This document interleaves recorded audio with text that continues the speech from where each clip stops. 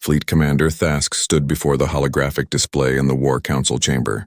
His scales gleamed under the blue lights as he gestured toward the star map floating in the center of the room. 12 small red dots marked human territory. It looked pathetic compared to the vast green empire of Krethos that surrounded it. "High Council," Thask began, his voice filled with confidence. "I present to you our next conquest. The humans." The council members leaned forward in their seats. These were the leaders of an empire that had crushed 47 star systems in 300 years. They had seen countless species fall before their plasma weapons and energy shields. They had never known defeat. "What do we know about them?" asked Council Elder Vrex, her 3 eyes blinking slowly. Thask pulled up the intelligence reports. Images of human ships appeared in the hologram. They looked simple, boxy, old-fashioned. They have been in space for only 200 years. Their technology is primitive. Their ships use kinetic weapons, metal bullets and missiles, nothing more. A ripple of amusement passed through the council. Kinetic weapons. How quaint! Every advanced species in the galaxy had moved beyond such crude tools centuries ago. Their defensive capabilities? Another elder asked. Minimal, Thask replied. He zoomed in on the human vessels. No energy shields detected. Their hulls are made of simple metal alloys. Thick, yes, but nothing our plasma cannons cannot melt through. Their largest ships are what they call cruisers and destroyers. Slow. Outdated. The hologram shifted to show human colonies. 3 worlds glowed in the display. New Terra, New Hope, Eden Prime. Young settlements with small populations. Easy targets. We have intercepted their communications, Thask continued. They know we are coming. They have sent diplomatic messages. Requests for negotiation. Pleas for peace, he sneered. The usual begging. Elder Vrex nodded slowly. How many ships do they have? Intelligence suggests their entire defensive fleet numbers less than 100 vessels. Most are destroyers. Light cruisers. Nothing that poses a real threat. Thask's confidence was absolute. I propose we send Conquest Fleet Omega. 300 warships. It is more than enough. 300 ships for such a small target? One elder questioned. Is that not excessive? Thask's eyes narrowed. The Krethian Empire does not take chances. We make examples. When other species see what happens to those who resist, they surrender without a fight.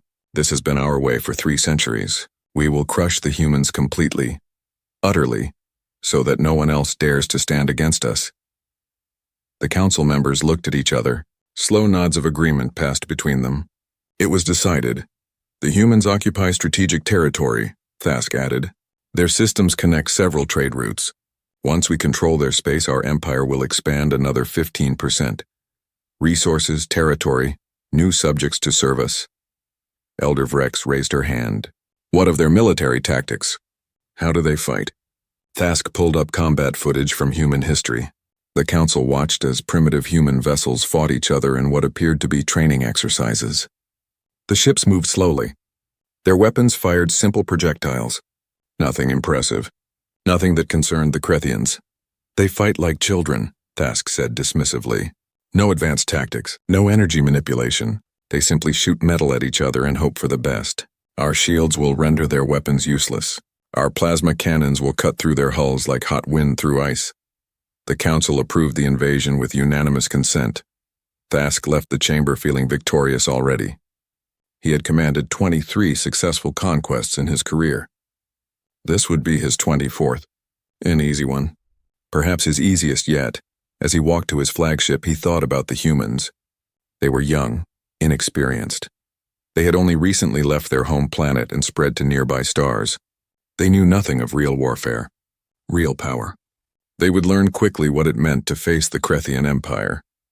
His officers were already preparing the fleet when he arrived. 300 ships, enough firepower to glass entire planets. The finest warships in the known galaxy, equipped with technology that had conquered dozens of civilizations. Set course for human space, Thask ordered. Target New Terra. We will strike their largest colony first, break their will to fight. The fleet moved into formation. Massive dreadnoughts at the center. Cruisers on the flanks. Destroyers forming a protective screen. It was beautiful. Unstoppable. A force that had never been defeated in 300 years of expansion. The jump to hyperspace was smooth. The fleet would arrive at New Terra in 2 weeks. Thask spent that time reviewing the battle plans. Orbital bombardment first, then landing forces. The humans would be given one chance to surrender. If they refused, well, the Krethian Empire had dealt with stubborn species before. More human transmissions arrived during the journey. Desperate calls for dialogue. Offers of trade. Promises of cooperation. Thas deleted them all without reading. He had heard it all before. Every species begged when they saw the Krethian fleet approaching. It meant nothing. On the 14th day, the fleet emerged from hyperspace at the edge of the new Terra system. Sensors immediately detected the human defensive force. 8 destroyers. 2 light cruisers. Exactly as intelligence had predicted, Thask smiled. 10 ships against 300. The battle would be over before it began. All ships battle formation, he commanded. Charge weapons. Raise shields. Prepare for engagement. The Krethian fleet advanced toward New Terra like a wave of inevitable destruction. The humans were about to learn a lesson that countless other species had learned before them, or so Thask thought. The human ships hung in space like small insects before a massive storm. Captain Sarah Chen stood on the bridge of the destroyer Valiant, watching the Krethian fleet approach. 300 ships. Her scanners could barely count them all. Her crew was silent. They all knew what was coming. "Ma'am, incoming transmission from the Krethian flagship," her communications officer reported. Sarah straightened her uniform. Put it through. The face that appeared on screen was reptilian. Cold eyes, sharp teeth. Fleet Commander Thask looked at her with something between amusement and contempt. "Human vessel," Thask said slowly, as if speaking to a child. "You will power down your weapons and surrender your colony. Resistance is futile. You have 1 minute to comply." Sarah took a deep breath. "Commander Thask, we request parley. There is no need for bloodshed. We can negotiate terms that benefit both our people." Thask laughed. It was a harsh sound. "Negotiate? You have nothing to negotiate with. 1 minute. Then we open fire." The transmission ended. Sarah looked at her crew. Young faces, scared faces. Good people who had volunteered to defend their homes. She had served in the Earth Defense Force for 20 years. She had seen combat. She knew exactly how this would end. "All ships," she broadcast to the small human fleet, "activate Trinity Protocol. Send the signal. We need to buy as much time as we can." "Ma'am," her tactical officer said quietly, "we cannot win this." "I know," Sarah replied. "But we do not need to win. We just need to hold them here. Keep them focused on us. Every second counts." The minute passed. The Krethian fleet opened fire. Plasma bolts lit up the darkness of space. They struck the human shields, which flickered and failed within seconds. The Krethians had overwhelming firepower. The human destroyers tried to fight back. Their railguns fired. Solid metal slugs that bounced harmlessly off Krethian energy shields. The destroyer Courage was the first to die. A plasma lance cut through its hull. Atmosphere vented into space. The ship broke apart in a silent explosion. Sarah gritted her teeth. "All ships, keep firing. Send continuous data streams to the outer system. Do not stop transmitting." The Krethians were efficient killers. They worked through the human fleet methodically. One ship after another. The human vessels fought with desperate courage. They fired every weapon they had. They rammed enemy ships when their guns ran dry. But it was like throwing rocks at a mountain. The light cruiser Endeavour lasted 3 minutes. The destroyers Hope and Freedom went down together. The Krethians were barely scratched. "Trinity Protocol confirmed active," Sarah's communications officer reported, even as explosions rocked the Valiant. "Signal received. She is coming." Sarah smiled grimly. "Then we did our job." A plasma bolt struck the Valiant's main reactor. Sarah had just enough time to transmit one final message. "Trinity Protocol authorized. She is coming." Then everything went white. Fleet Commander Thask watched the last human ship explode. The battle had lasted 8 minutes. Pathetically short. Not a single Krethian vessel had been lost. A few had minor damage to their shields. Nothing more. "Begin planetary bombardment," Thask ordered. "Target their military installations first. Then their major cities. We will give them 1 hour to surrender before we proceed with surface operations." His weapons officer worked efficiently. Plasma cannons rotated to target the planet below. New Terra was a beautiful world. Blue oceans, green continents. It would be a fine addition to the Empire. "Sir," his sensor officer called out, "I am detecting something unusual." Thask barely looked up. "What is it?" Long-range sensors show an object in the outer system, beyond the gas giant. At first I thought it was an asteroid, but it is moving. Accelerating toward us, Thask frowned. Show me. The hologram displayed the outer system. There, past the orbit of New Terra's largest planet, was a small contact. It was indeed moving, fast. Could it be another human ship, a courier vessel trying to escape? The sensor officer shook his head. Negative, sir. This object is massive.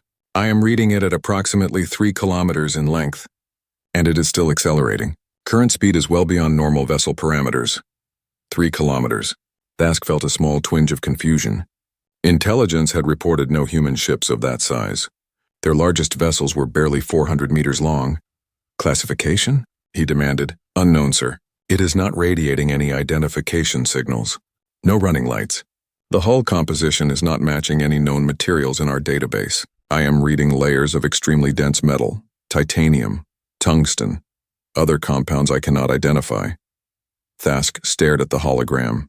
The object was still accelerating, heading directly toward them. Send a probe. I want detailed scans. The probe launched and raced toward the mysterious vessel. When it got close enough for detailed readings, the data that came back made Thask's blood run cold. The object was definitely a ship, but it was unlike anything he had ever seen. The hull was dark, almost black, covered in what appeared to be armor plating meters thick. No shields were detected, but the armor itself was massive. The ship bristled with weapons. Hundreds of them. Gun ports, missile tubes, point defense systems, and something else. Massive energy signatures in the bow section that the sensors could not properly classify. Sir, the vessel is hailing us, communications reported. Put it through. Text appeared on the screen.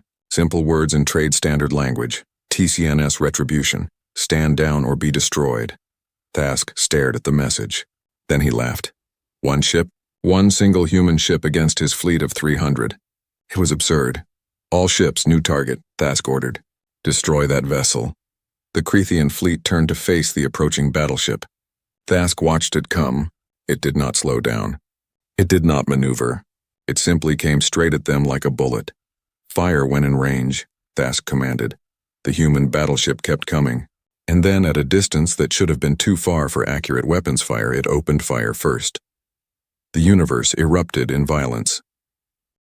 The first railgun volley from the Retribution crossed the distance in seconds. Thask barely had time to register what was happening before 12 of his ships simply ceased to exist. Not destroyed, not damaged. They were gone. Erased from existence by kinetic projectiles moving at 3% of light speed. The slugs punched through Crethean energy shields like they were made of air. The shields that had stopped every weapon the galaxy could throw at them for 300 years did nothing. Nothing at all. The penetrators struck hull metal and kept going. Through armor, through bulkheads, through reactor cores. The kinetic energy was so immense that the ships did not explode. They shattered. Pieces flew in all directions. Secondary explosions rippled through nearby vessels. Return fire, Thask screamed. All ships, return fire. The Crethean fleet opened up with everything they had. Plasma bolts, energy lances, missiles with fusion warheads.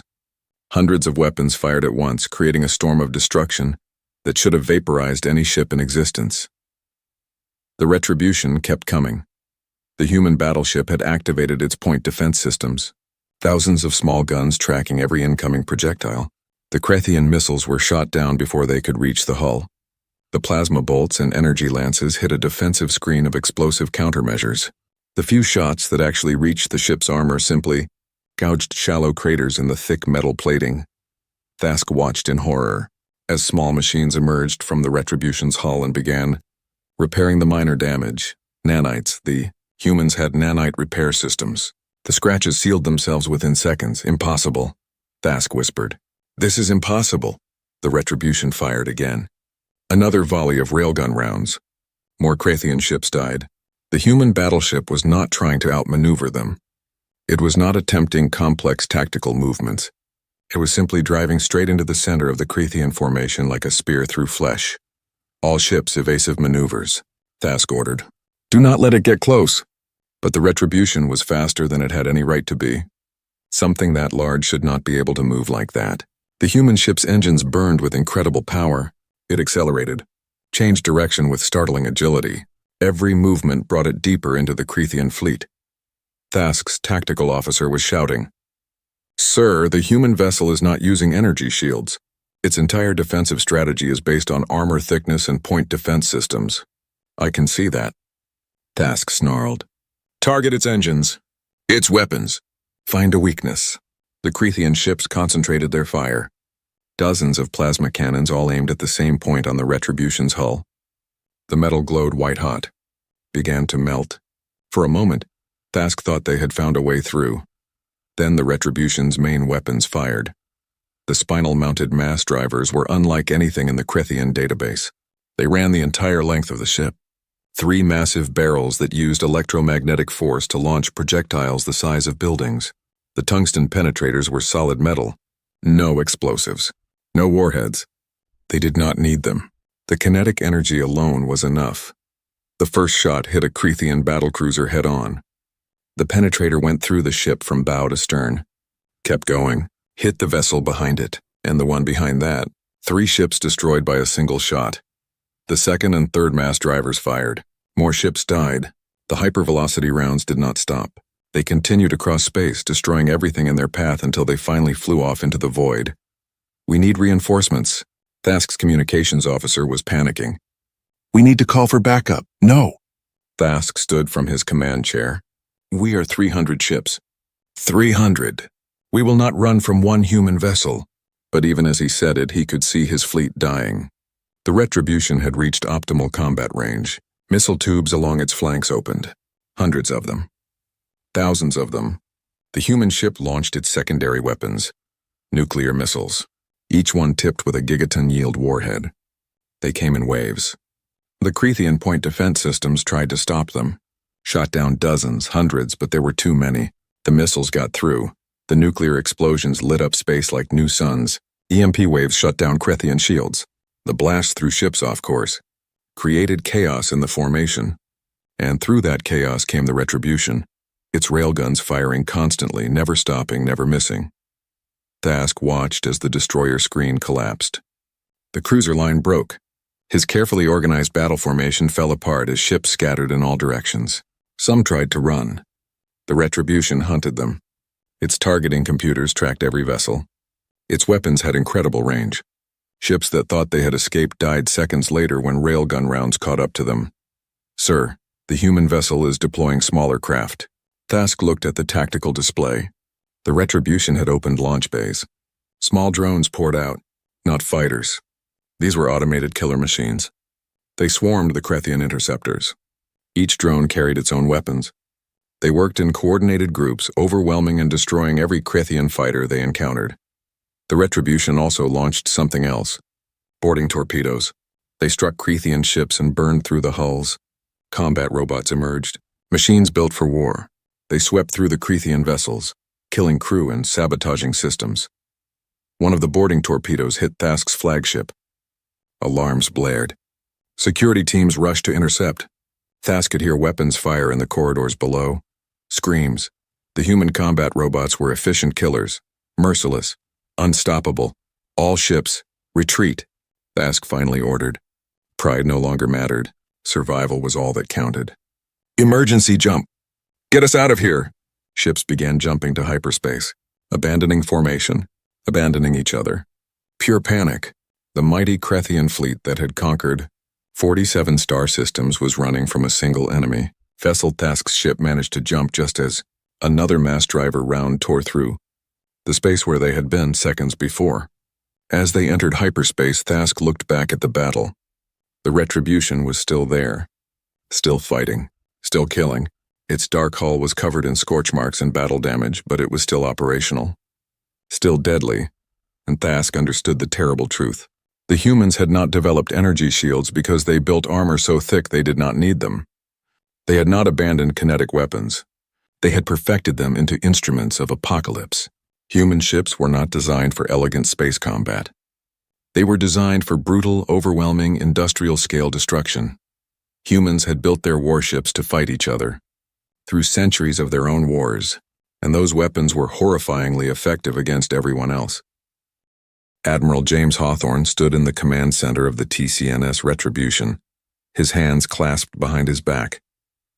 Around him, his crew worked with practiced efficiency. Damage reports came in, weapon status, target tracking, the symphony of war.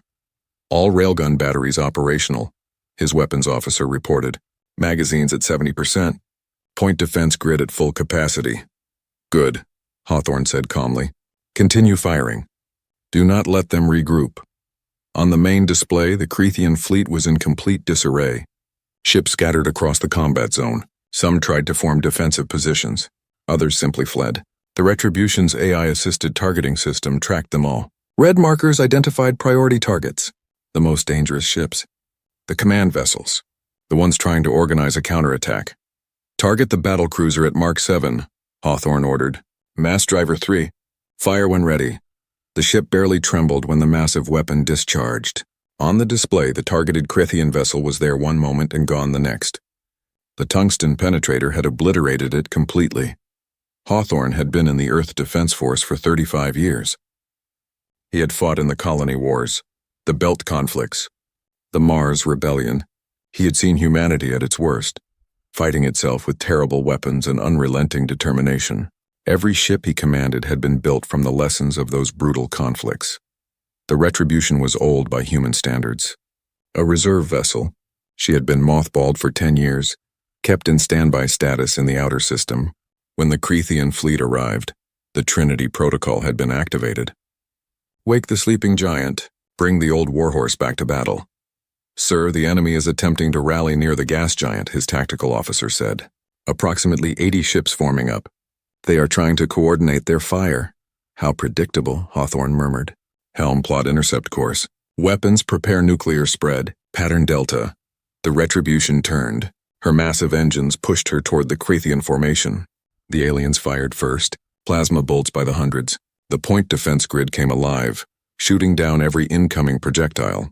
The few that got through hit armor plating that was designed to withstand nuclear weapons at close range. The plasma melted surface metal but could not penetrate deep enough to reach critical systems. Launch missiles, Hawthorne ordered. The missile tubes opened. Nuclear-tipped warheads streaked out. Not dozens, hundreds. The Retribution carried enough nuclear weapons to glass a planet.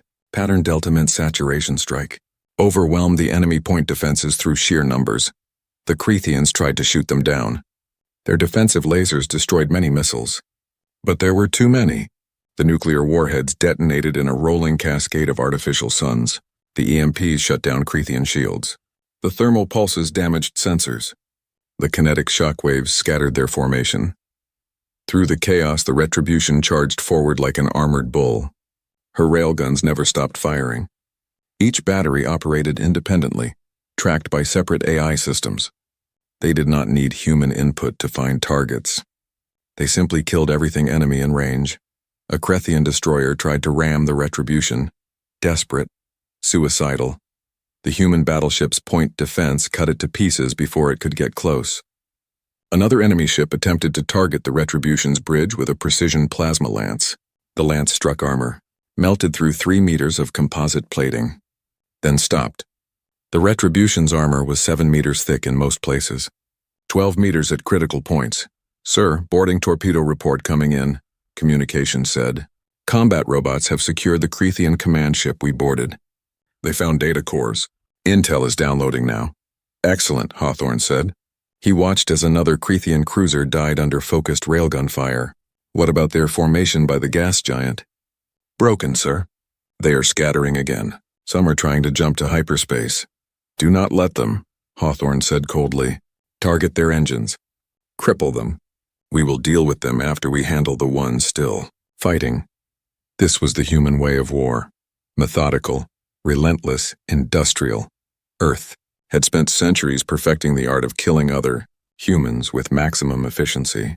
They had built weapons that could destroy continents, ships that could survive anything, and they had brought that knowledge to the stars. The Cretheans thought kinetic weapons were primitive. They were wrong. Railguns could fire projectiles at a significant fraction of light speed. At those velocities, even a small piece of metal carried enormous kinetic energy, more than any explosive, more than any energy weapon. And the Retribution carried thousands of railgun rounds in her magazines. The Cretheans thought armor was obsolete. They were wrong. Energy shields were excellent against energy weapons, but kinetic projectiles passed through them with minimal interference. Thick armor, layered composites, reactive plating, nanite repair systems, these were the human solutions. They worked. "Sir, the enemy flagship is attempting to jump," Tactical reported. "Target their hyperdrive," Hawthorne said. "Railgun battery 4. Precision shot." The shot was fired. It hit the Crethean flagship's stern, precisely where intelligence said the hyperdrive would be located.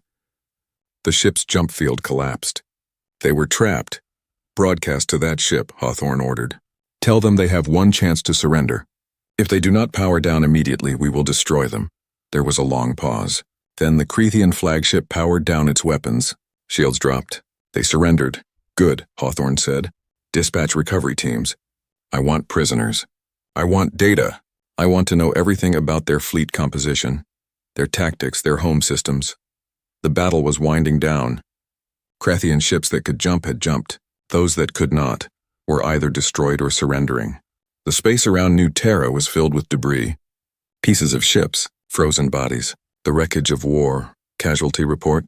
Hawthorne asked. "Captain Chen and her defensive fleet. All lost. No survivors." The communications officer's voice was heavy. "They bought us the time we needed. The colony is safe." Hawthorne closed his eyes for a moment. Sarah Chen had been a good officer, a good person. She and her crews had sacrificed themselves knowing help was coming, knowing the Retribution would avenge them. "Make sure their families know they died heroes," Hawthorne said quietly. "They saved millions of lives today." "Sir, damage report on the Retribution," engineering called. "Hull breaches on decks 7 through 12. Armor ablation at 40% in sections A through G. Point defense grid at 80% capacity. Main reactors operating normally. Mass drivers 1 and 2 need maintenance but are operational. Mass driver 3 is fully functional. We are combat effective, sir." Combat effective. After fighting 300 enemy ships. That was the difference between human engineering and everyone else's. Human ships were built to take punishment and keep fighting. "How many enemy vessels escaped?" Hawthorne asked. 17, sir. Out of 300. Hawthorne nodded slowly. Nearly 95% casualties for the Crethean fleet. The survivors would bring word back to their empire. They would tell their leaders what happened here, what humanity was capable of. "Send a message to Earth Command," Hawthorne said. "The Crethean threat has been neutralized at New Terra. Request orders for follow-up action." The response came back quickly. Earth was not interested in half measures. The Crethean Empire had attacked human space. They would learn the cost of that decision. "Sir, new orders coming in," communications reported. "We are to proceed to the Crethean border. The Third Fleet is being deployed. We are going to make sure they understand the situation." Hawthorne smiled grimly. "The Third Fleet, modern ships. Faster than the Retribution. Better armed. More advanced in every way. If one old battleship could destroy nearly 300 Crethean vessels, what could an entire fleet of new warships do?" The Cretheans were about to find out. The Crethean High Council chamber was silent. Not the peaceful silence of contemplation. The terrible silence of shock. Of disbelief. Of fear. Elder Vrek stared at the holographic display. It showed the battle at New Terra, or what little remained of Conquest Fleet Omega. Debris fields where proud warships used to be. 17 survivors out of 300 ships. The worst military disaster in Crethean history. "Play it again," she said quietly. The footage began. From the perspective of one of the surviving ships. The Council watched as the human battleship came at them. Watched as it opened fire at impossible range. Watched as Crethean shields failed to stop simple metal projectiles. Watched as their mighty fleet was systematically destroyed. The worst part was how efficient it was. The human ship did not hesitate. Did not maneuver defensively. It simply came forward and killed. Over and over. Never stopping. Never slowing. Like a machine designed for one purpose only. Death. "How many casualties?" asked Council Elder Trath, his voice barely above a whisper. "Over 40,000 Crethean warriors," came the reply. "Dead or missing. The human vessel took prisoners from several ships. We do not know their fate." Vrex felt cold despite the warm chamber. 40,000 dead. From one battle. From one human ship. An old ship according to the intelligence they had gathered from the survivors. "Commander Thask's final transmission," she ordered. "Play it." The hologram changed. It showed the interior of Thask's flagship. Sparks flew from damaged systems. Alarms blared. Thask himself stood at his command station, his scales scarred from burns. He looked directly at the camera. "High Council, if you are receiving this, then we have failed. We have failed completely." His voice was hoarse, desperate. "We thought the humans were primitive. We were fools. They do not fight like other species. They do not fight for honor or glory. They fight to win, to destroy, to eliminate threats completely." An explosion rocked the ship. Thask grabbed his command chair to steady himself. Their weapons are not primitive. They are optimized for killing. Their ships are not poorly designed. They are built to absorb damage and continue fighting. Everything about their military is focused on one thing: overwhelming destructive capability. Another explosion. Closer. Thask looked off-screen at something the Council could not see. The human battleship we faced was a reserve vessel. It had been in storage, and it destroyed us. Intelligence reports that Earth has a full fleet of modern warships. Hundreds of them. More advanced than what we faced. He laughed, a bitter sound. We thought they were easy prey. We were wrong. So very wrong. Thask stepped closer to the camera. His 3 eyes were wide with something the Council had never seen in a Krethian warrior before. True fear. They fight like they enjoy it. Like war is their natural state. They have been fighting each other for thousands of years. They brought that experience to space. Every tactic they use has been tested against other humans in countless conflicts. They know war in a way we do not. The ship shuddered violently. Thask grabbed the console. "Send word to all Krethian forces. Do not engage the humans. Do not approach their space. Do not provoke them. If you see a human warship, retreat immediately. This is not cowardice. This is survival. We have made a terrible mistake. Now we must..." The transmission ended in static. The flagship had been destroyed seconds later. The Council sat in stunned silence. Elder Vrex looked at each member. She saw the same expression on every face. The Krethian Empire had conquered 47 star systems. They had never retreated, never negotiated from a position of weakness, but they had also never faced an enemy like this. "What are our options?" asked Elder Trath. "We could mobilize the home fleet," suggested another elder. 5,000 ships. Surely that would be enough. Against humans who destroyed 300 of our best vessels with a single old battleship? Vrex shook her head. "We would be sending our warriors to die. Then what do we do?" Trath demanded. "Surrender? The mighty Krethian Empire surrendering to a species we intended to conquer? Pride does not stop railgun rounds," Vrex said coldly. "Pride does not restore 40,000 dead warriors to life. We made a mistake. An enormous one. We attacked a species we did not understand. Now we must deal with the consequences." Before anyone could respond, the communications officer entered the chamber. He looked terrified. "High Council, we have received a transmission. From Earth. Show us," Vrex ordered. A human appeared in the hologram. An older male in a military uniform. His hair was gray. His face was lined with age. But his eyes were sharp, calculating. He spoke in trade standard, his tone leaving no room for negotiation. "I am Admiral Richard Chen, commander of the Earth Defense Force. The Krethian Empire has committed an act of war against humanity. You destroyed our defensive fleet. You attempted to invade our colony. You killed our people." Vrex noticed the name. Chen, the same name as the human captain who had commanded the defensive fleet at New Terra, the one who had died buying. Time for the battleship to arrive. The Krethian Empire will withdraw from all human systems immediately. Admiral Chen continued. "You will pay reparations for our losses, medical care for any survivors you may have taken, compensation for the families of those you killed. You will never approach human space again. These terms are non-negotiable." The hologram zoomed out slightly. Behind Admiral Chen, through the windows, the Council could see warships. Dozens of them. Sleek, modern. Nothing like the old battleship that had destroyed their fleet. These were the current generation, the ships the humans actually used. "We have dispatched the Third Fleet to your nearest outpost," Chen said. 17 vessels. They will arrive in 6 days to ensure compliance with these terms. Consider this mercy. We could have sent the First Fleet, the Second Fleet. We have 37 battleships in active service, over 400 cruisers and destroyers, and we are building more. The Admiral leaned forward slightly. You have seen what one of our old battleships can do. One ship from our reserve fleet, a vessel we had placed in storage. Pray you never see our dreadnoughts. Pray you never face our modern warships in battle, because the retribution was restrained. She was under orders to minimize collateral damage to the system. If we send our main battle line, we will not be so careful. Admiral Chen's expression hardened. The Crethean Empire has a choice. Accept these terms and live. Refuse them and face the full might of humanity. We have fought ourselves for millennia. We have weapons you cannot imagine, ships you cannot match, and we have the will to use them. All of them.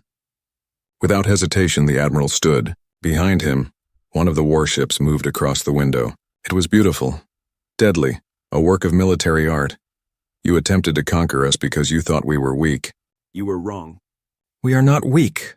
We are not primitive. We are humanity, and we bow to no one. The transmission ended. The council chamber remained silent for a long moment. Finally, Elder Vrex spoke. Prepare a response. We will accept their terms. All of them, Elder Vrex. Trath stood angrily. We cannot simply. We can and we will. Vrex cut him off.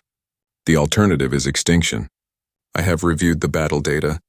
The humans did not use their full capabilities at New Terra. Their ship held back. Imagine what they would do if truly unleashed. Imagine 5,000 of our ships facing even a dozen of theirs. She looked around the chamber. We have conquered 47 star systems over 3 centuries. We did so because we were stronger than those we faced. The humans are stronger than us. That is the reality we must accept. We retreat. We pay reparations. We avoid human space for the rest of time, and we are grateful they are willing to let us survive. The vote was unanimous. The first retreat in Crethean history was approved.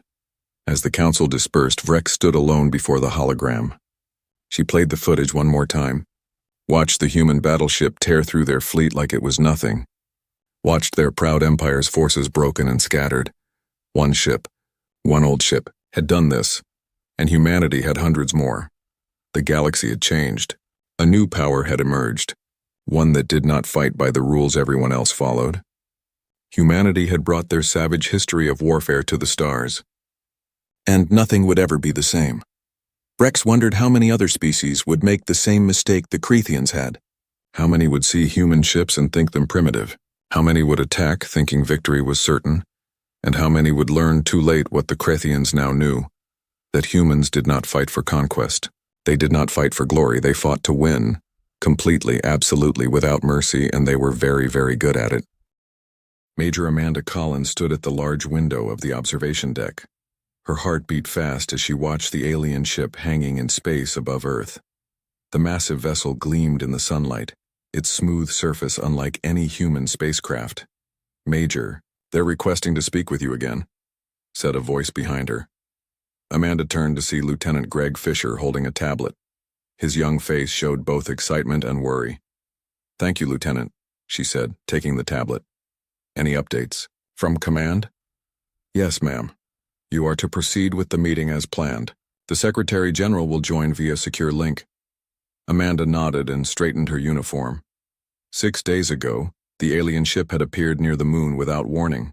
The world had held its breath, waiting to see if this was the end of humanity or the beginning of something new. When the aliens sent their first message in perfect English asking for peaceful talks, the United Earth Defense Force had been put in charge of the response. And somehow, Amanda had become humanity's representative. She walked toward the meeting room, Greg following close behind. Remember, she told him, observe everything they do. Every gesture, every reaction. We need to understand them. The meeting room door slid open. Inside, 3 beings waited. They looked almost human, except for their pale blue skin and eyes that were too large. They wore simple white clothing that seemed to flow like water. Major Collins, said the tallest one, we are pleased to continue our discussions. His name was Zelar, the ambassador of the Valadorian people. Ambassador Zelar, Amanda replied with a small bow, a gesture the alien seemed to appreciate. I hope to make progress today. The alien sat across from her as the wall screen lit up. showing the face of Secretary General Vega. "Ambassador," said Vega, "we are honored by your presence." Zeeler smiled. At least, Amanda thought it was a smile.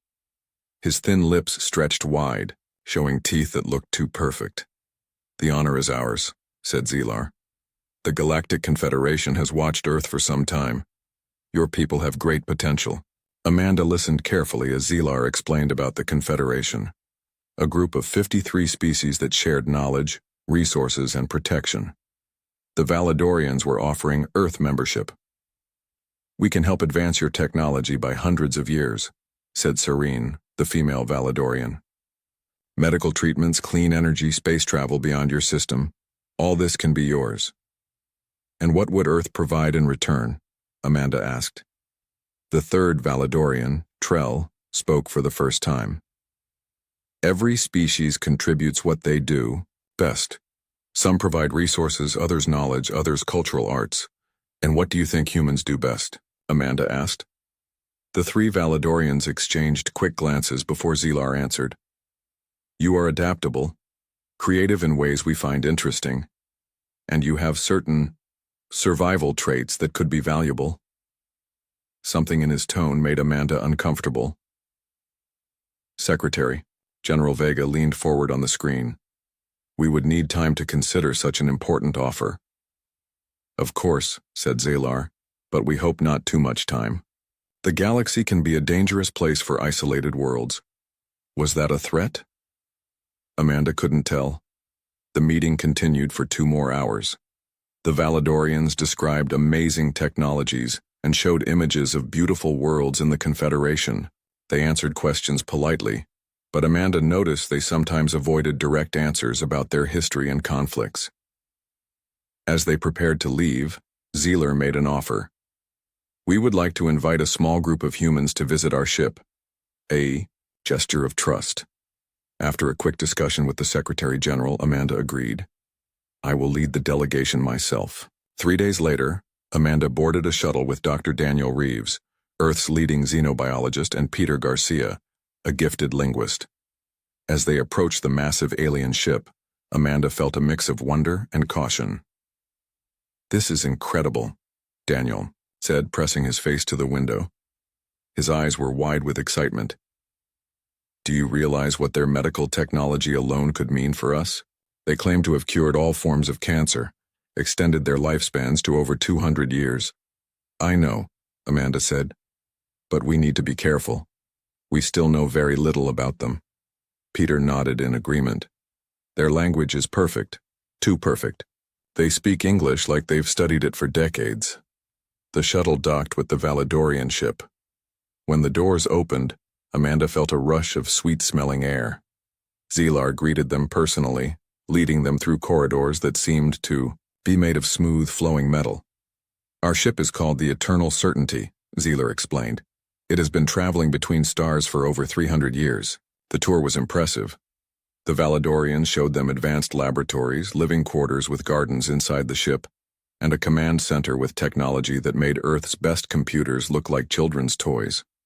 During a meal with several Valedorians, Amanda noticed how they watched the humans eat with curious eyes.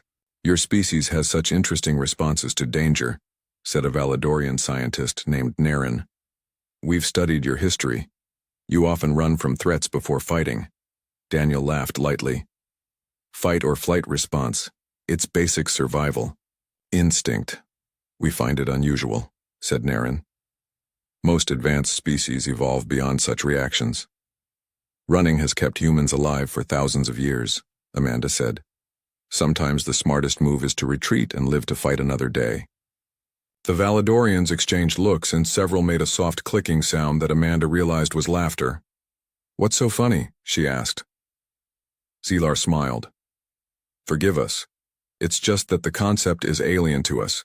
In our evolution, our ancestors never ran. They stood their ground or they perished. It made us stronger." "Different paths of evolution," Daniel said diplomatically. Later, as they toured a section with historical displays, Amanda found herself alone with Peter near a screen showing images of different alien species. "Something feels off," Amanda whispered. The way they talk about other species, it's almost like they're categorizing animals. Peter nodded slightly. I've been studying their language patterns. They use different tones when discussing us versus themselves. Subtle, but it's there. Before they could discuss further, Zeeler approached. Major Collins, we have a gift for your people. A data package containing basic medical technology that could eliminate several common human diseases. Amanda thanked him, but her mind was racing. The gift seemed too generous for a first meeting. That night, back on Earth, Amanda sat in her office reviewing footage from the visit. Dr. Daniel Reeves burst in, his face excited. Amanda, the data they gave us, it's revolutionary. Their medical techniques alone could save millions of lives. I know, Amanda said quietly. That's what worries me. Why give us so much so quickly? Daniel frowned. Maybe they're just generous. Not everyone has hidden motives. Everyone has motives, Daniel.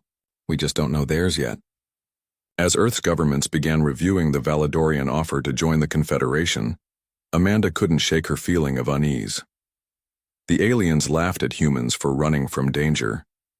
But sometimes, that instinct to run was what kept you alive, long enough to see the real threat coming. She just hoped humanity would recognize the threat, if there was one, before it was too late to run. 3 months passed since the Valedorians had arrived. Their ships now orbited Earth in greater numbers, and their representatives walked the streets of major cities. They brought gifts of technology and knowledge that amazed and delighted most humans. Amanda Collins sat in her new office at the Joint Alien Relations Center. The walls were lined with screens showing news from around the world. Each one displayed some aspect of the growing partnership between humans and Valedorians. Major Collins, your visitor has arrived, said her assistant through the intercom. Amanda straightened her uniform. Send him in. Peter Garcia entered, carrying a small tablet. The linguist looked tired, with dark circles under his eyes. You look like you haven't slept, Amanda said.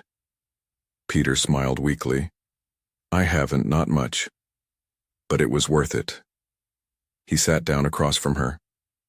I've been working through those historical archives the Valedorians gave us access to. 3 weeks ago, Ambassador Zeeler had granted Amanda's team access to Valedorian historical records as a gesture of goodwill. It was supposed to help humans understand their new allies better. Did you find something? Amanda asked.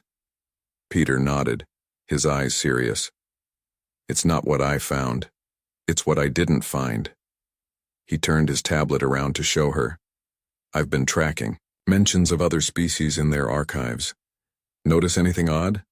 Amanda studied the screen. It showed a timeline with colored dots representing different alien races. Many of the dots stopped abruptly. These species disappeared from their records, she said slowly. Exactly. 26 species mentioned in early records simply vanish. From later ones, no explanation. Amanda felt a chill. Could be translation errors. Or maybe those species left the Confederation. Maybe, Peter said, not sounding convinced. But there's more. Remember how they laughed about our instinct to run from danger? Amanda nodded. I found references to this in their discussions about other species too. They seem to categorize races based on their response to threats. They have a special term for species that retreat from danger, Tashvel. The closest translation is the wise prey. Amanda leaned forward. Prey? Are you sure about that translation? As sure as I can be. And here's the interesting part. Most of the species that disappeared from the records were labeled as Tashvel at some point. Before Amanda could respond, her screen flashed with an incoming call. It was Dr. Daniel Reeves. Amanda, you need to come to the lab right away, he said, his voice tight with worry. It's about the neural enhancements. The Valedorian neural enhancement technology was their most impressive gift.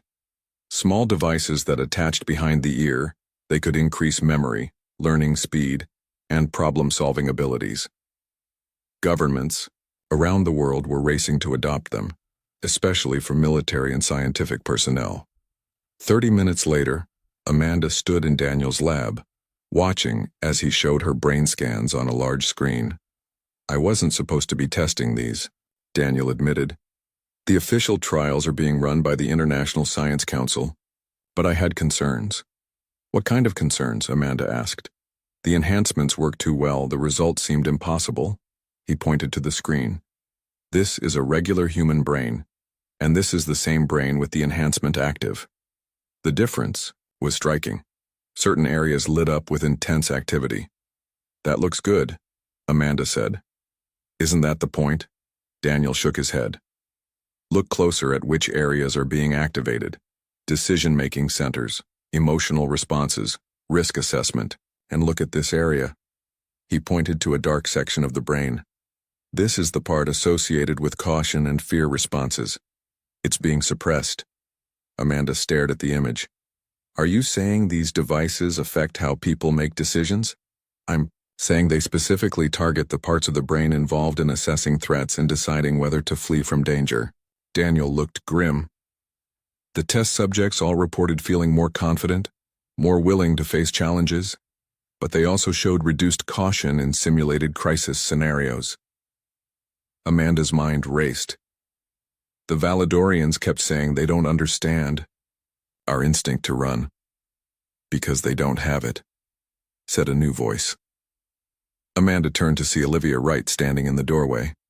The tech specialist had been working with Daniel on analyzing Valedorian technology.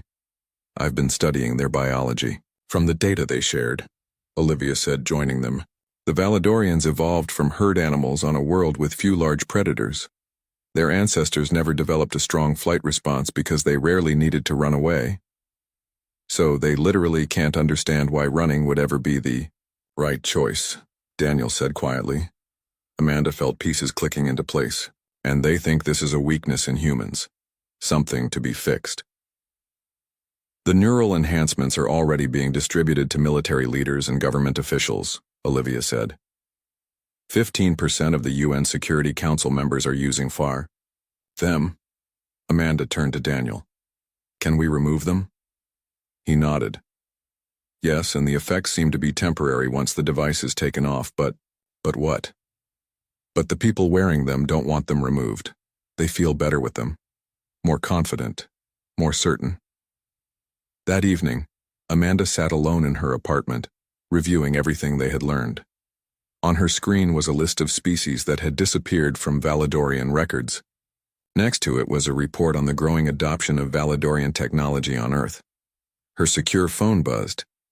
It was from Greg Fisher, who was now working at the new Valedorian embassy. Major Collins, he said when she answered, his voice low. I think you need to see something. Can you meet me at the old observation deck? An hour later, Amanda found Greg waiting for her in the empty room where she had once watched the first Valedorian ship approach Earth. What's going on, Lieutenant? She asked. Greg looked nervous. I've been assigned to the security detail at the embassy. The Valedorians don't see me as important, so they talk freely around me. He handed her a small drive.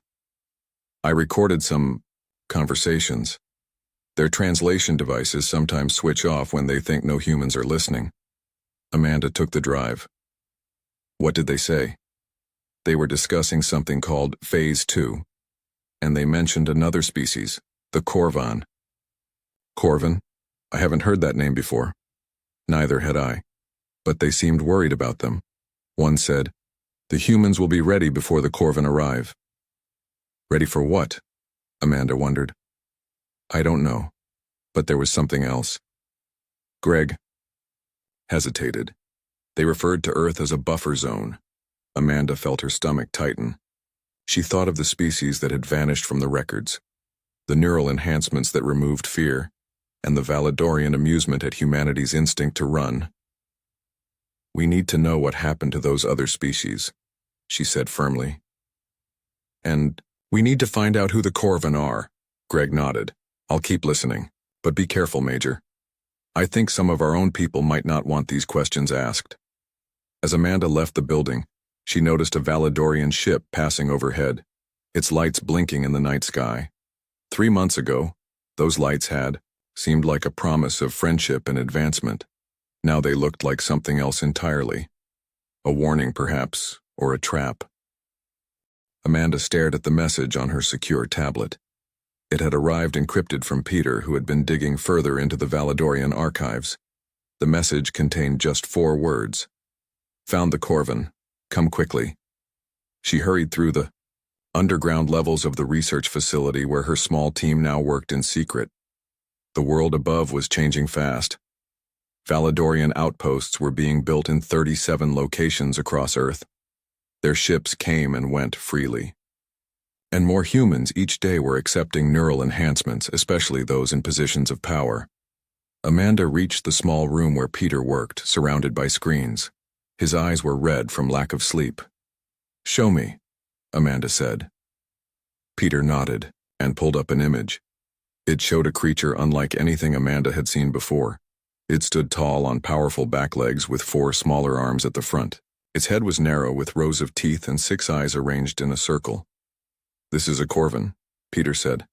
"I found them deep in the oldest parts of the Valedorian archives, sections they probably thought were locked to us." "What are they?" Amanda asked, studying the fearsome image. "Apex predators. They evolved on a world at the edge of the galaxy. According to these records, they developed space technology about 300 years ago and immediately began expanding." Peter pulled up a star map showing a red area spreading across one edge of the galaxy. "This is Corvin territory. They've been moving steadily inward, taking over worlds as they go." Amanda felt cold. "And the Valedorians? Where are they?" Peter adjusted the map and blue dots appeared across the galaxy. Many were near the expanding red zone. "The Valedorians have controlled this region for thousands of years. The Corvin are pushing into their territory now." "What about those species that disappeared from the records?" Amanda asked. Peter's face grew grim. "I found references to them too." He showed her a list of names. These were all species in the Confederation, all placed on worlds between Valedorian, space, and the advancing Corvin. Amanda understood suddenly. Buffer zones. They used those species as shields. Exactly. And now Earth is perfectly positioned to be the next one. There was a knock at the door. Olivia entered, followed by Daniel. Both looked worried. "We have a problem," Olivia said. "The Valedorians have requested permission to build a major base in northern Canada. They're calling it a defensive installation." "The UN Security Council is voting tomorrow," Daniel added. "But it's not really a vote. Most of the council members are wearing neural enhancements now." Amanda looked at her small team. Just 4 people who understood the truth. "We need proof we can take to people who will listen, and we need to find a way to counter the neural enhancements." "I might have something," Olivia said. "I've been studying how the enhancements work. I think I can create a device that blocks their signal." "Do it," Amanda said. "Peter, keep digging. Find everything you can about how the Valedorians dealt with the Corvin before." "What about you?" Daniel asked. Amanda took a deep breath. "I'm going to speak with Zelar directly." The next day, Amanda sat across from Ambassador Zelar in his private office at the Valedorian embassy. The room was designed to look Earth-like, but small details were wrong. The chairs too tall, the lights too bright. "Major Collins," Zelar said, "this is an unexpected pleasure. I thought you'd be busy with the new joint defense project." "That's what I wanted to discuss," Amanda said carefully. "The defensive installation in Canada. It seems very important to your people." Zelar smiled his too perfect smile. "Of course. Earth's safety is our primary concern." "Safety from what, exactly?" Amanda asked, watching his face closely. A slight change came over Zelar's expression. Something colder entered his eyes. "From any threat, Major. The galaxy can be dangerous." "Like the Corvin?" Amanda said quietly. The change was immediate. Zelar's posture stiffened and his smile disappeared. For several seconds he said nothing. Then he seemed to relax again, but the warmth in his manner was gone. "You've been doing some research," he said. "Yes, the Corvin are one potential threat. A species of hunters. Not very advanced culturally, but aggressive. Nothing the Confederation cannot handle." "Is that what you told the Meridians? Or the Losh? Or the other 24 species that no longer appear in your records?" Zilar stood and walked to the window, looking out at the human city below. You misunderstand our relationship with those species, Major. We offered them protection just as we offer it to you. Did they survive? Amanda asked directly. Zilar turned to face her. Some did not. Some lacked the necessary qualities to be useful against the Corvin. We had hoped humans would be different. He studied her. Your species has such interesting potential. Your instinct to run, we found it amusing at first. Now we see it might have value. As cannon fodder. As a buffer between you and the Corvin. As soldiers, Major Collins. Your people have a gift for warfare that few species possess. You understand how predators think because part of you still thinks that way. Zilar moved closer. The enhancements we provided don't remove your survival instincts. They just focus them, make you better fighters. By removing our ability to choose when to retreat, Amanda said. Zilar made the clicking sound that passed for Valedorian laughter. Running is rarely the answer, Major. The Corvin will find you wherever you hide. Better to stand and fight. Like the Valedorians always do? Amanda asked. We have survived for thousands of years using our methods, Zilar said, his voice hardening. How long do you think humanity would survive against the Corvin without our help? Amanda stood to leave. Maybe that's a question we should be asking the species you used as buffers before us. Oh wait, we can't. They're gone. As she reached the door, Zilar spoke again. The defensive installation will be approved tomorrow, Major Collins, and soon after more will follow. Your people want our protection. They understand what's at stake even if you don't. Back at the research facility, Amanda found her team waiting anxiously. He admitted it, she told them. Not directly, but it's clear. They're setting Earth up as a buffer against the Corvin.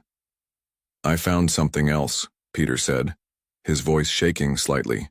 He showed them an old data file. This was buried deep in their archives. It's a message, not from the Valedorians, but from one of those species that disappeared. Amanda read the short message that had somehow survived in the Valedorian records. To any who find this. The Valedorians offer protection but deliver sacrifice. The Corvin come not for territory but for the hunt. When they come, run. Do what? We could not. Run. A heavy silence fell over the room. Finally, Daniel spoke. How long do we have? I don't know, Amanda said. But we need to prepare. Olivia, how's the blocker coming? Almost ready, she said. But it won't be enough for everyone. Focus on military leaders first, Amanda ordered. We need people who can make decisions without Valedorian influence. As they talked, a notification appeared on the main screen. A news alert. Amanda tapped it, and they all watched as the announcement played. Breaking news. Long-range space. Telescopes have detected multiple objects entering the solar system. The Valedorian embassy has confirmed these are friendly vessels bringing additional resources for Earth's protection. Amanda looked at her team, her heart sinking. We're running out of time. Amanda stared at the screen showing the edge of the solar system. The objects were clearer now. 7 massive ships moving in a perfect line toward Earth. They weren't Valedorian vessels. These were darker, rougher, with sharp edges that reminded Amanda of teeth.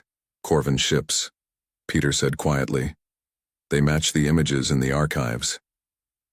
1 week had passed since the vessels were first detected. The Valedorians had immediately increased their presence on Earth, bringing more ships and setting up more bases. They called it protection. Amanda now knew better. Look at their movement pattern, Daniel said, pointing to the screen. It's like a hunting formation. Amanda nodded. Predators surrounding prey. The door to their underground facility opened, and Olivia rushed in. She carried a small box with several devices inside. I got them working, she said, placing the box on the table. Neural blockers. They'll prevent the Valedorian enhancements from affecting the brain. Amanda picked up one of the small devices. It looked like a simple earpiece. How many? 57. I couldn't make more without attracting attention. It's enough to start, Amanda said. We need to get these to military leaders who haven't taken Valedorian enhancements yet. People who will listen, A new alert flashed on the screen. It showed Ambassador Zelar speaking at an emergency United Nations meeting. "The Corvan fleet approaches," Zelar was saying. "But do not fear. The Valadorian Confederation stands with humanity. Our defensive systems will protect Earth." The camera showed the faces of world leaders. Many wore the small Valadorian enhancement devices behind their ears. They nodded in agreement with everything Zelar said. "He's lying," Peter said, anger in his voice. "I found more records. Each time the Corvan attacked a world, the Valadorians made the same promises. Then they pulled back their forces at the last minute." Amanda turned to her team. "We have 3 days before the Corvan reach Earth, based on their current speed. We need to act now." She laid out her plan. They would split up. Each would take some of the neural blockers and try to reach key military and government officials who might listen. They would share what they had learned about both the Valadorians and the Corvan. "What if they don't believe us?" Daniel asked. "Then humanity will stand and fight exactly as the Valadorians want," Amanda said. "And we'll end up like all those other species they used as buffers." As night fell, they prepared to leave their secret base. Amanda hugged each of them, knowing they might not meet again. "Remember," she said, "our goal isn't just to expose the Valadorians. It's to find a way to survive the Corvan." 2 days later, Amanda stood in the office of General Frank Winters, commander of North American Defense Forces. She had managed to get past his aides by using old contacts from her military days. Now she faced the challenge of convincing him. "This is a serious accusation, Major Collins," the general said after listening to her. "You're claiming our allies are actually setting us up for destruction." "Yes, sir, and I have evidence." She placed a neural blocker on his desk. "This will block the effects of Valadorian neural enhancements. Once you wear it, you'll think more clearly." The general looked skeptical. "I'm not wearing any enhancement, Major." "Then the blocker won't affect you, but it will protect you if you're near others using the Valadorian technology." After a moment of consideration, the general picked up the small device and attached it behind his ear. "Now what?" "Now, sir, I need you to look at these files Peter Garcia extracted from the Valadorian archives." For the next hour, Amanda showed the general everything they had discovered. The disappeared species, the warning message, the Valadorian pattern of using other races as buffers against the Corvan. As he read, the general's expression changed, from doubt to concern. "Even if this is true," he said finally, "what can we do? The Corvan will be here tomorrow. The Valadorians control our orbital defenses now. We need to prepare differently," Amanda said. "The Valadorians keep saying we should stand and fight, but what if that's exactly why those other species failed?" She pulled up the warning message again. "When they come, run. Do what we could, not." "You want us to run from an alien invasion?" the general asked incredulously. "Not run away, sir, run smart. The Corvan are hunters, predators. They expect prey to either freeze or attack head-on. What they don't expect is prey that understands hunting tactics." Amanda showed him a new plan she had been developing with input from military strategists, who had received neural blockers from her team. "We call it Operation Fleeting Shadow," she explained. "Instead of meeting the Corvan in direct battle as the Valadorians want, we use hit-and-run tactics, false retreats, ambushes. We use our understanding of predator psychology against them." The general studied the plan. "This goes against all the Valadorian advice." "Exactly, sir. They've been teaching us to fight like them, to stand our ground, no matter what. But that's not how humans survived for thousands of years.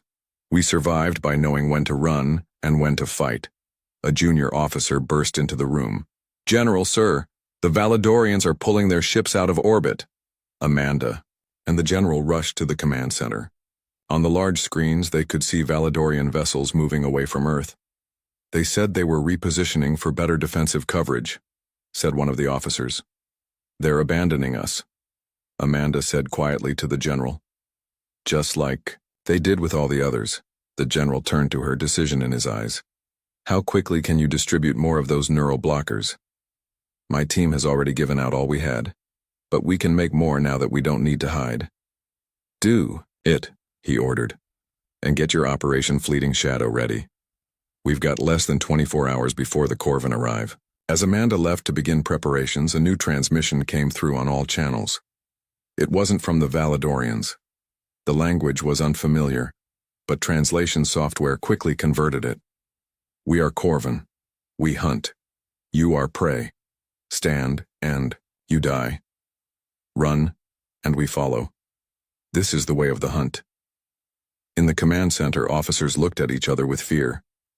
But Amanda felt something different. For the first time, she had hope. The Corvin had just made a critical mistake. They had announced their intentions clearly. They expected their prey to be frightened, to panic.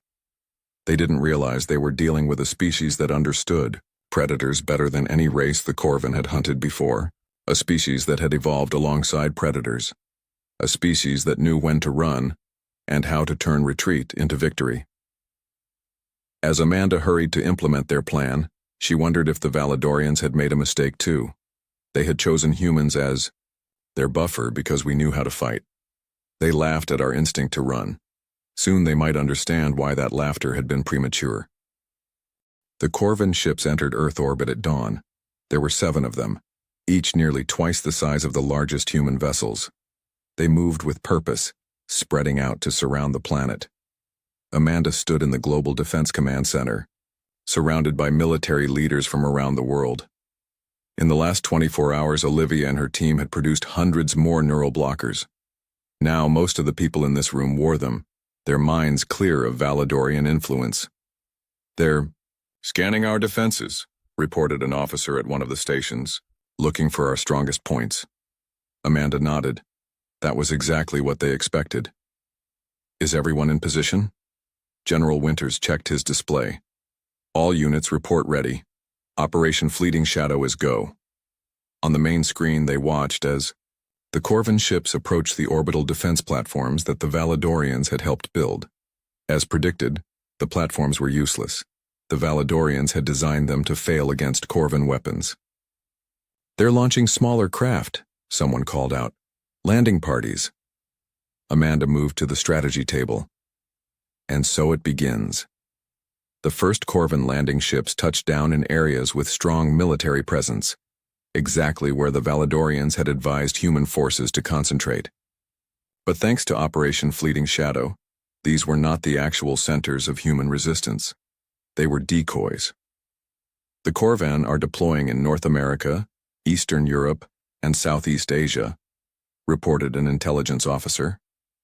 "They're moving, exactly as predicted, following the pattern from the Valedorian archives." For hours they watched as the Corvin methodically attacked what they thought were humanity's strongest defenses. The human forces at these locations put up a brief fight, then appeared to break and run in disarray. The Corvin pursued, just as Amanda had predicted they would. "Hunters chase fleeing prey," she explained to the officers around her. "It's instinct. They can't help themselves." As the Corvin forces pursued the retreating humans, they were led into carefully prepared traps. Hidden weapon emplacements opened fire. Bridges collapsed. Buildings exploded. Each time the Corvin thought they had cornered their prey, the humans slipped away, leaving destruction in their wake. "They're getting frustrated," Daniel observed, watching the Corvin communications they had intercepted. They expected an easy hunt. By nightfall, the first day of the invasion had ended very differently than any Corvin attack recorded in the Valedorian archives. Instead of standing their ground and being slaughtered, humans had retreated, regrouped, and struck back from unexpected directions. "We've lost cities," General Winters acknowledged grimly. "But we've destroyed 3 of their landing forces completely. The others are scattered and confused." Amanda studied the tactical display. Now for Phase 2. While the Corvin ground forces had been chasing humans across the planet's surface, a small fleet of Earth ships had been hiding in the shadow of the moon. Now they emerged, not to attack the massive Corvin vessels directly, but to target their communication arrays. "They hunt as a pack," Amanda had explained during planning. "If we can break their coordination, they'll be vulnerable." The human ships darted in quickly, fired at specific points on the Corvin vessels, then retreated before the aliens could respond effectively. One by one, The Corvin ships lost contact with their ground forces. They're turning their attention to our ships, reported a Space Command officer. All vessels beginning evasive pattern Delta. The human fleet scattered in all directions, drawing the Corvin ships away from each other. The hunters, angry now, pursued individual human vessels, breaking their own formation. They really can't help themselves, Peter observed. Just like the archive said, the Corvin believe so strongly in their superiority as hunters that they can't imagine prey outthinking them. On Earth, the scattered Corvin ground forces found themselves isolated and under attack from all sides. Without guidance from their ships, they fell back on basic hunting instincts, pursuing any human forces they could find. But these human forces were using the one tactic the Corvin had never encountered: strategic retreat. They would engage briefly, then fall back, leading the Corvin into carefully prepared killing zones. The Corvin have never faced prey that understands hunting better than they do, Amanda said as they watched the tactical displays. They don't know how to adapt. By the second day, the tide had turned decisively. 3 Corvin ships had been disabled by concentrated attacks on their engines. Their ground forces were being eliminated one by one. "We have an incoming transmission," announced a communications officer. "It's from the Valedorians." Ambassador Zelar's face appeared on the screen. He looked shocked. "Major Collins, we did not expect to find you still in command. Or alive." "Sorry to disappoint you, Ambassador," Amanda replied coldly. "There appears to be a misunderstanding," Zelar said, regaining his composure. "Our forces had to temporarily reposition due to technical issues. We are returning now to assist you against the Corvin." General Winters stepped forward. "Your assistance is not required, Ambassador. We have the situation under control." Zelar's expression shifted between disbelief and concern. "This is unprecedented. No species has ever repelled a Corvin hunting fleet without our guidance." "That's because you guided them wrong," Amanda said. "You taught them to stand and fight when they should have run. You removed their ability to retreat when necessary." Running is survival," Amanda interrupted. "Something humanity has always understood. We've been running from predators for our entire history, and we've learned how to turn retreat into victory." By the third day, the last Corvin ship attempted to flee the solar system. A hastily assembled coalition of Earth's most powerful weapons platforms, hidden in case of just such a necessity, disabled its engines. For the first time in recorded history, the hunters had become the hunted. 1 week later, Amanda stood with her team as they watched the Valedorian fleet depart Earth orbit. The UN Security Council, now free from neural enhancements, had ordered all Valedorian forces to leave the solar system. "Do you think they've learned their lesson?" Daniel asked. Amanda shook her head. "They still don't understand. They can't. It's not in their nature to see retreat as anything but weakness. But they won't be using humans as a buffer against the Corvin anymore," Olivia added. "No," Amanda agreed. "They'll find another solution now. And maybe they'll remember that those who laugh at others for running away might someday find themselves running too." Peter looked at the stars becoming visible in the evening sky. "What happens now?" "Now," Amanda said, "we prepare. The galaxy knows about humans now. They know we survived when no one else did. Some will fear us for that. Others will seek our help." "And the Corvin?" asked Daniel. "They'll be back eventually. Predators don't give up easily. But next time they'll be hunting a species that understands the rules of the hunt better than they do." As night fell over Earth, Amanda thought about all that had happened since the Valedorians first arrived. They had come offering friendship and advancement. They had laughed at humanity's instinct to run from danger. Now Earth stood alone again, but stronger. Humans had faced their first true test among the stars and survived by embracing the very trait that others had mocked, knowing when to run, when to hide, and when to turn and fight. The stars no longer seemed like distant points of light. They were places now, worlds where other beings lived. Some would be friends, others would be enemies, but none would ever again laugh when humans said, "Run," because now they knew what happened next.